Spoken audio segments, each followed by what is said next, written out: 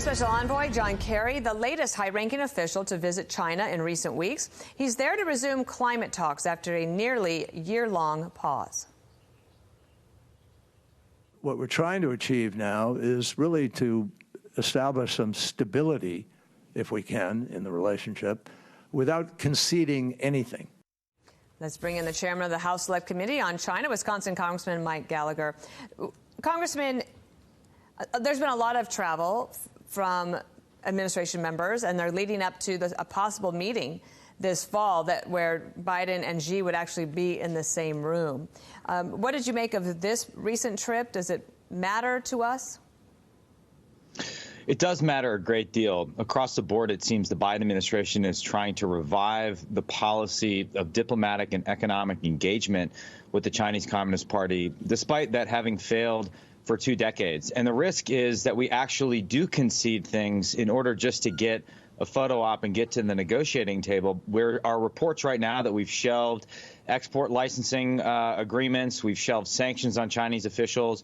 We have yet to get full transparency when it comes to the Chinese spy balloon incident. So there is a real cost to this zombie engagement.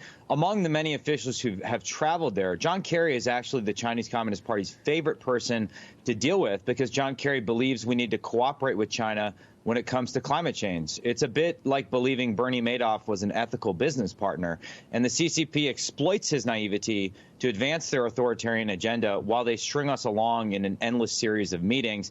And John Kerry and many others in the Biden administration fail to see what's obvious, which is that the CCP itself, not climate change, is the greatest threat we face.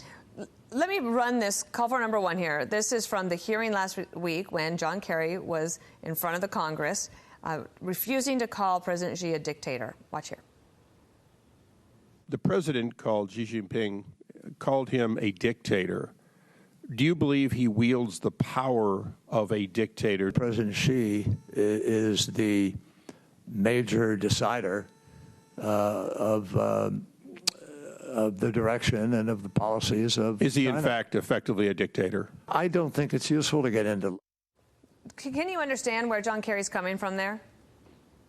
It's absolutely embarrassing and shameful. He's quite obviously a dictator. Even people that are more dovish on China than I am will concede that point. He's consolidated power massively. He's the most powerful CCP leader since Mao himself. And the fact that John Kerry is not willing to say something obvious and true, again, illustrates the cost of this zombie engagement approach.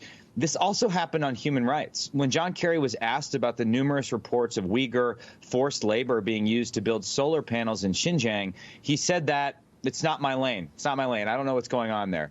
That's an abhorrent response, and it's typical of all the zombie engagers and their thinking, where they delude themselves that they can separate their pet issue, whether it's climate change or whatever, from the genocidal communist nature of the regime in Beijing. We're dealing with a Marxist, Leninist regime and increasingly a totalitarian regime with a complete rule by Xi Jinping.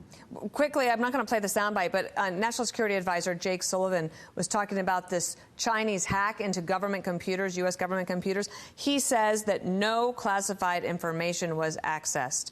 Is that your assessment as well?